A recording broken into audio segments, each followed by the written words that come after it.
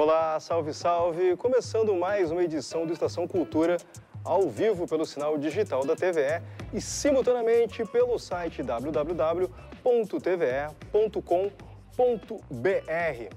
No programa de hoje, nós conversamos sobre a abertura das inscrições para a mostra competitiva de curtas-metragens gaúchos do Festival de Cinema de Gramado. Também falamos sobre a campanha de financiamento coletivo do artista independente Mad Blush, que quer levar seu pop eletrônico ao Rio de Janeiro. E começamos recebendo parte do elenco da montagem de Hamlet da Armazém Companhia de Teatro do Rio de Janeiro, que está comemorando 30 anos de atuação. A peça, com direção de Paulo Moraes, faz parte da programação do Festival Palco Giratório Sesc e está em cartaz no Teatro Renascença, hoje e amanhã, às 9 da noite. Sejam bem-vindas aqui à Estação Cultura, mais uma vez a Porto Alegre. Obrigada. Valeu. E ao Palco Giratório. Bom, uma história clássica que muita gente conhece, se não dizer que quase todo mundo conhece, é exagerar dizer que todo mundo conhece, mas muita gente conhece. Então, como trazer Hamlet para esses dias para o palco novamente? Um desafio sempre, né? Quase não, porque, imagina, né? É a grande obra-prima do Shakespeare, né? É considerado um grande texto dele, escrito em 1600 e fala tanto de hoje, que dá até um pouco de tristeza, sabe? Quando a gente decidiu montar, estava muito claro, assim, os paralelos da obra com o que está acontecendo hoje, sabe? E foi muito importante para a gente estar em contato com a genialidade desse cara, assim, que realmente é impressionante, assim. Imagina, o texto fala de um golpe político sofrido pelo rei Hamlet, que era o rei legítimo da Dinamarca, sofrido pelo nosso protagonista, o filho do rei Hamlet, o príncipe Hamlet, que seria o sucessor do trono. Pelo tio, que é um déspota, articulador golpista que usurpou esse trono. Fala sobre nós artistas, como fazer artístico é respeitado pelas pessoas que têm interesse num desenvolvimento social e pelas pessoas que não têm, as pessoas que não têm interesse nesse desenvolvimento, o poder da arte como transformadora socialmente.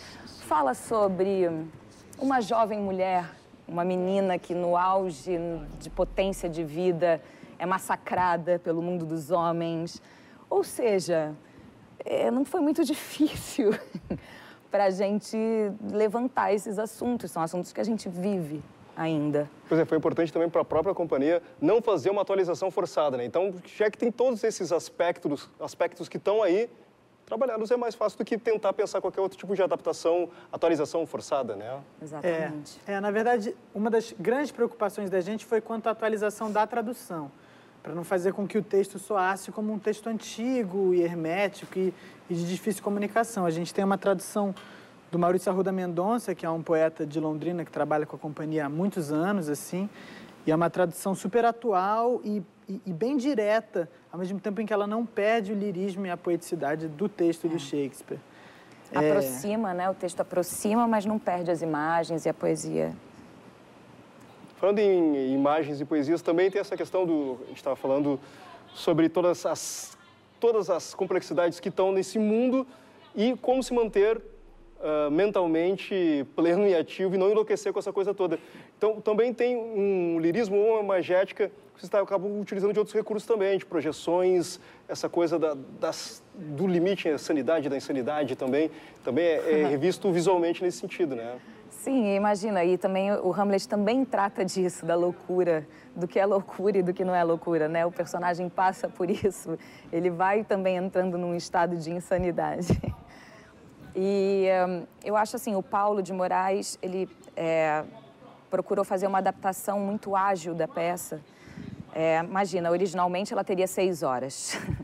A gente consegue fazer em 2 horas e 20, mas manter tudo que é importante e que conte essa história de uma forma dinâmica e tudo mais. E as imagens, e o Paulo costuma usar grandes cenários, são lindos os cenários, projeção e tudo mais, que ajudam, porque é uma peça com muito texto, né? E acho que ela compõe esse outro canal de absorção da obra também, sabe?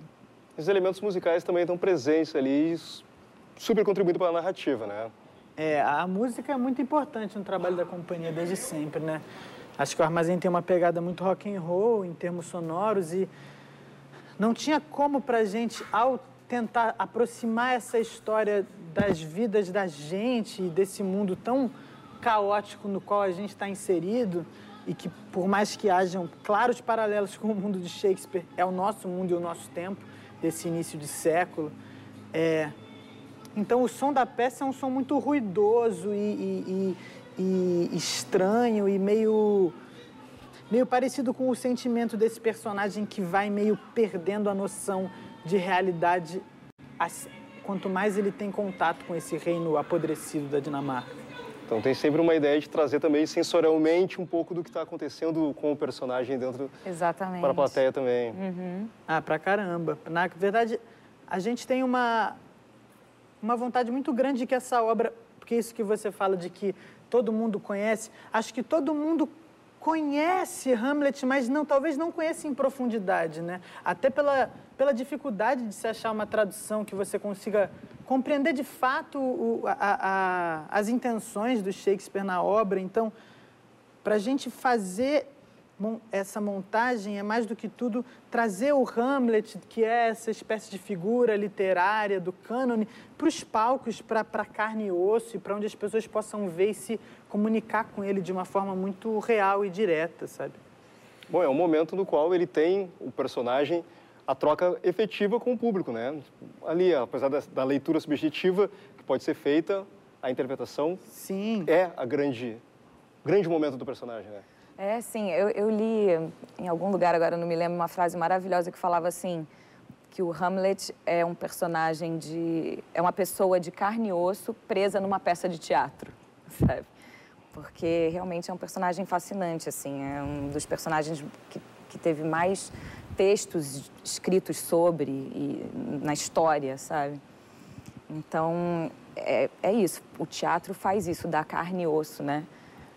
Então, um momento para o pessoal pensar um pouco, refletir, não só sobre o momento contemporâneo, mas sobre a história da humanidade. Ele disse que não ia ser tão subjetivo, mas acabei sendo reflexivo mais uma vez.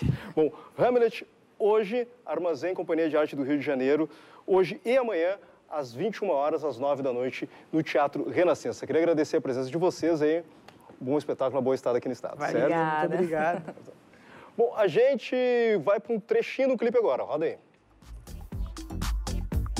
Entrei, dancei, sorri, bebi. Olhei você piscando assim. Entrei, dancei, sorri, bebi. Olhei você piscando assim pra mim.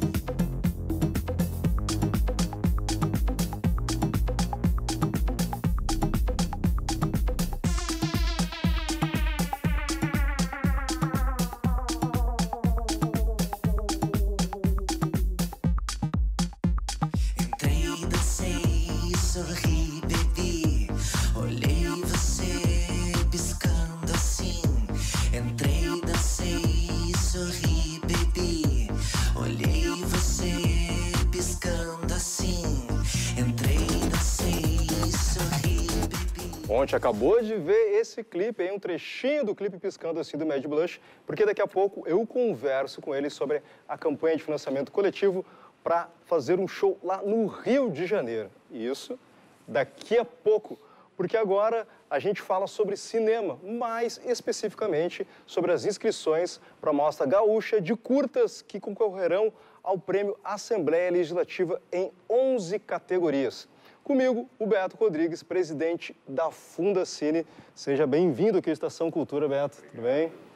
Bom, um momento super aguardado da produção gaúcha, da produção nacional, principalmente daqueles que gostam de ver o cinema, mas também para os produtores é um momento fundamental, que é a abertura das inscrições do Festival de Cinema de Gramado, para as mostras competitivas, principalmente para essa grande produção gaúcha, né, Beto? As pessoas não sabem, o público em geral não sabe que, em meio a toda essa recessão que o país vem vivendo, o audiovisual, que compõe cinema e produções para a televisão, continuou crescendo a cerca de 8% ao ano. Então, é um setor pujante, é um setor potente hoje, e mais do que nunca estão se criando e surgindo produtoras pequenas, independentes, e que estão produzindo, começam com curtas-metragens, chegam ao longa-metragem e depois produzem conteúdos para a televisão. O Rio Grande do Sul ganhou o prêmio mais importante no segundo festival do mundo, que é o Festival de Cinema de Berlim, esse ano, ganhou o prêmio Ted Baer com o Tinta Bruta. Então, mostra que tem uma pujante criatividade nesse estado, e isso se manifesta principalmente na mostra do Prêmio Assembleia Legislativa, do Festival de Gramado. Todos os anos a gente vê surgir novos talentos. É muito importante. Olha, pode inscrever, cada diretor pode escrever até 2 curtas e cada produtora pode escrever até 3 filmes. E é aberto também a inscrição para os cursos de cinema e audiovisual das universidades, que podem escrever até 5 filmes dos seus alunos. São prêmios, e o detalhe importante, que muitos festivais, a pessoa vai lá, concorre, se é premiada, sai com um troféu. Lá, não sai somente com um troféu, mas sim com um prêmio, um cobiçado prêmio em dinheiro, que para o melhor curta é R$8.000. Isso é muito significativo para quem está num começo de carreira, né? Bom, e a mostra, ela tem entrado num sistema que tem aumentado a possibilidade, inclusive, do número de concorrentes, que é pensar justamente nesses filmes, dessas produções que vêm das universidades, né, que a gente tem um número considerável dessa produção dentro da academia, e também, principalmente, como dialogar com essas produtoras que, cada vez com a possibilidade de adquirir equipamentos mais fáceis, tem aumentado o número de produtoras no estado também, né? Difícil dizer. Sim. O que está impulsionando realmente crescer tanto a nossa indústria cinematográfica, mas está acontecendo, né? Ela cresce bastante porque o Brasil tem um fundo único, que é o Fundo Setorial do Audiovisual, que é um fundo que maneja cerca de $300 milhões por ano, né? Em diferentes linhas de financiamento. E esse fundo, o dinheiro vem da própria atividade. Cada produto que vai para o ar no Brasil paga uma condecine.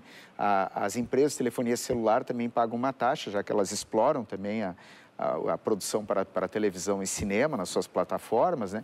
E isso formou um fundo que está estimulando muito a produção, e com isso os novos talentos que estavam ali escondidos, ou aqueles que já estão cursando em diferentes... o Rio Grande do Sul, só para fazer um preâmbulo, o Rio Grande do Sul não tinha nenhum curso de cinema e audiovisual até 2003. Hoje tem uns 6 ou 7 no estado. Então, são novas gerações que estão surgindo, e Gramado passa a ser a grande vitrine através dessa mostra gaúcha, que acontece dentro do festival mais tradicional do país, né, que já teve 45 edições. Então, ser premiado lá é um começo excelente. Eu próprio tive o privilégio, a sorte de, em 2007, voltei a dirigir com um curta chamado Rolex de Ouro, ganhou 2 prêmios lá. Foram, inclusive, não só os troféus que eu guardo, mas houve um prêmio em dinheiro que foi muito importante naquele momento da minha vida profissional, né? Bom, o cinema já tem passado por uma série de transformações, a produção gaúcha também tem acompanhado isso, então cada vez produtores independentes também estão aparecendo mais nesse cenário, inclusive com formatos diferenciados, o digital está super instituído, então o Festival de Gramado também está super aberto para esses formatos também, né? Exatamente, o Rio Grande do Sul hoje é o 3º polo de produção audiovisual no país, tanto no aspecto dos filmes e séries de ficção, que está se produzindo bastante aqui. O Paulo Nascimento acabou de dirigir uma série com um elenco conhecido, que é o Chuteira Preta. Tem várias outras séries. A minha produtora está produzindo uma série sobre a vida nos presídios, em 3 episódios. E, além disso, tem gente que produz documentários, e tem também um polo de animação no Rio Grande do Sul. E tem algo que as pessoas não sabem, porque parece um pouquinho deslocado do cinema e TV, que são os games. O Rio Grande do Sul tem o principal polo do país de produção de games, que dialoga muito bem com o cinema de animação, com a arte da animação, né? Então, há toda essa potencialidade e também uma diversidade de estilos, de gêneros, de temáticas muito, muito ampla. O Rio Grande do Sul voltou a fazer cinema lá no final dos anos 90 e basicamente com temas históricos. Hoje é secundariamente tratado o produto de época, né? E muito mais a narrativa contemporânea, ambientada na situação do país, etc. Então, mas essa diversidade se expressa com muita força em Gramado. Bom, então mais uma oportunidade de quem está produzindo e tem materiais diversos tamanhos, minutagens, formatos. O regulamento está lá no site www.festivaldigramado.net. Passa por lá, te inscreve e tenta a sorte. Obrigado pela tua presença, Beto. Até a próxima. A gente vai para um rápido intervalo, a gente volta com mais informações culturais para ti. Fica aí.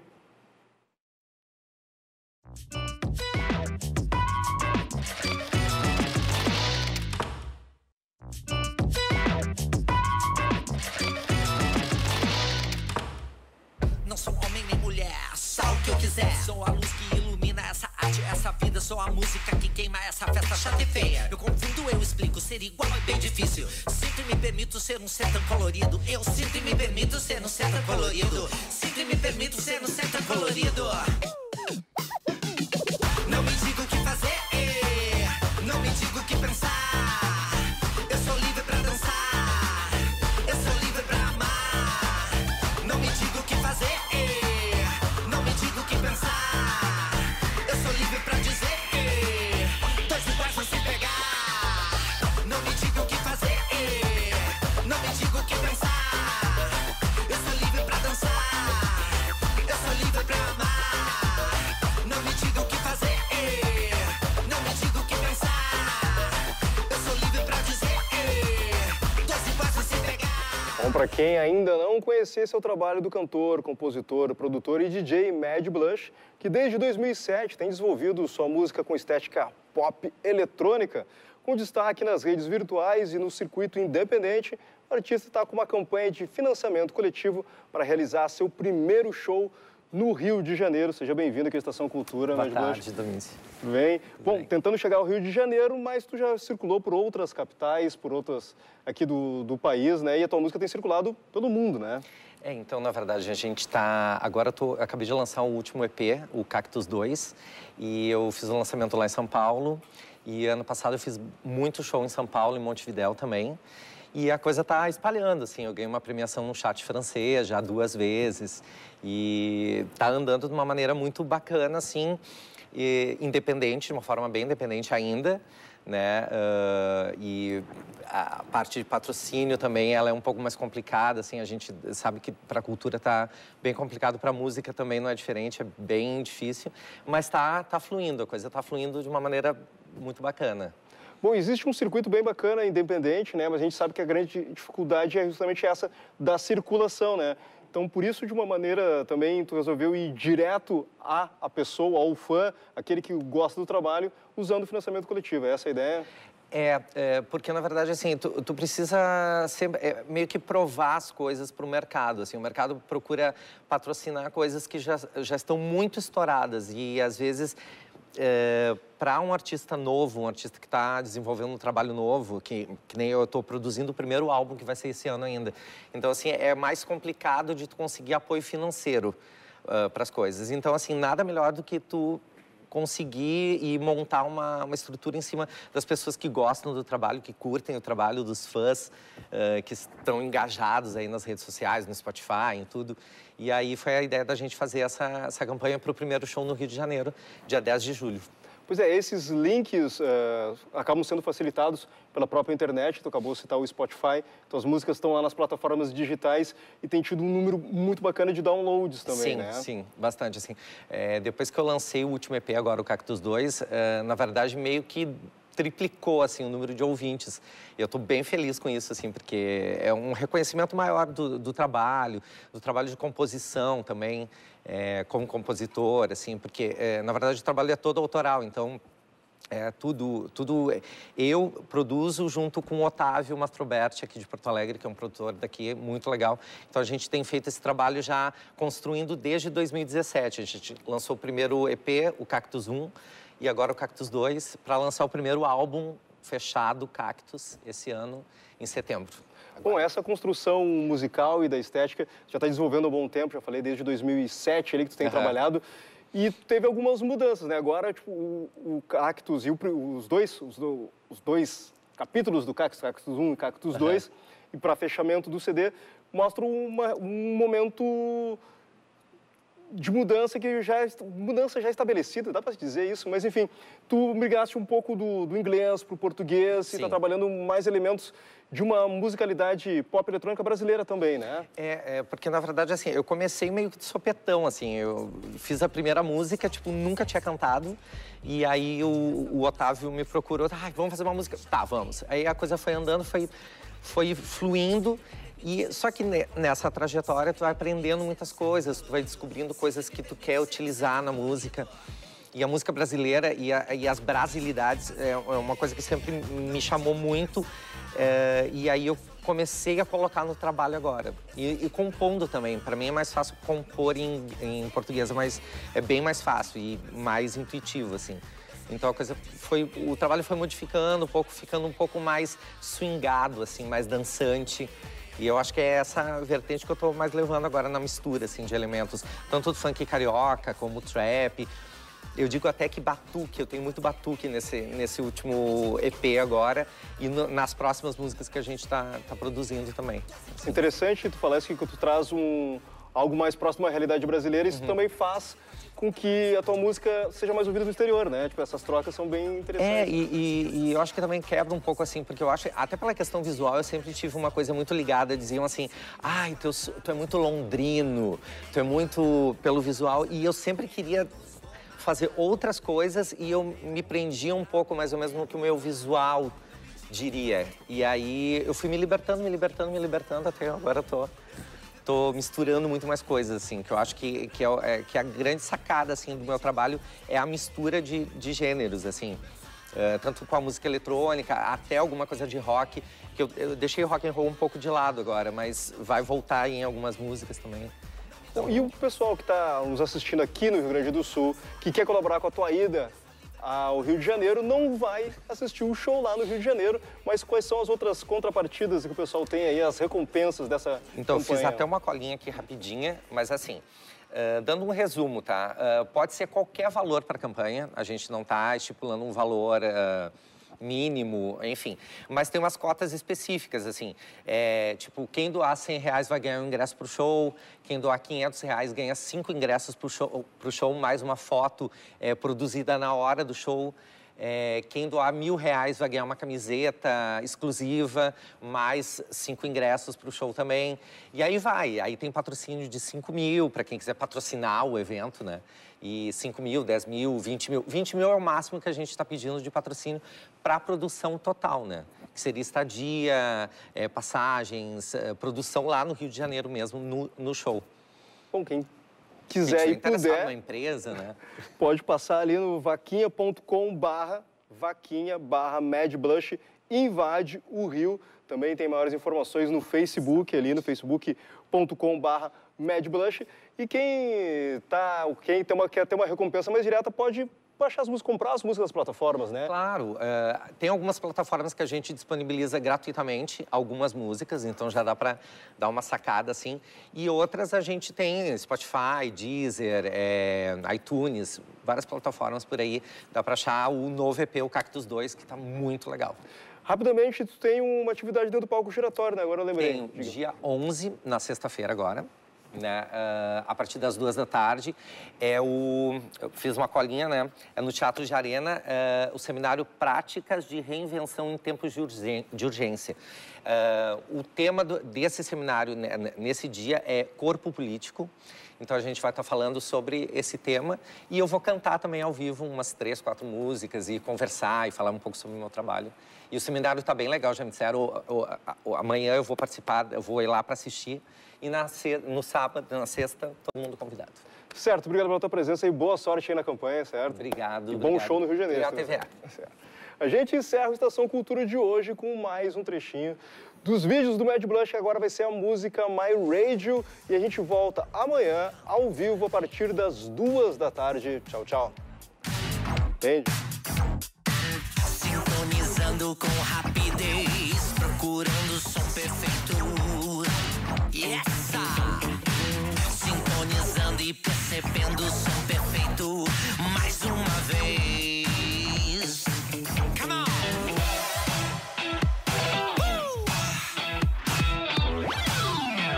Come on!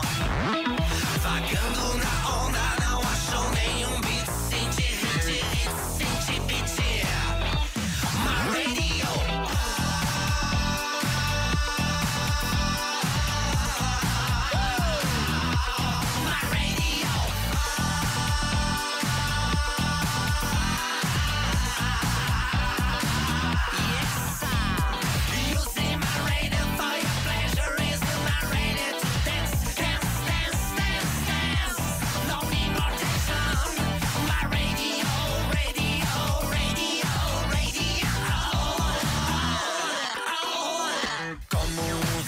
que chega rápido é o Come Michael Caine. Vai esquentar, grita, será trágico com os caras de bunda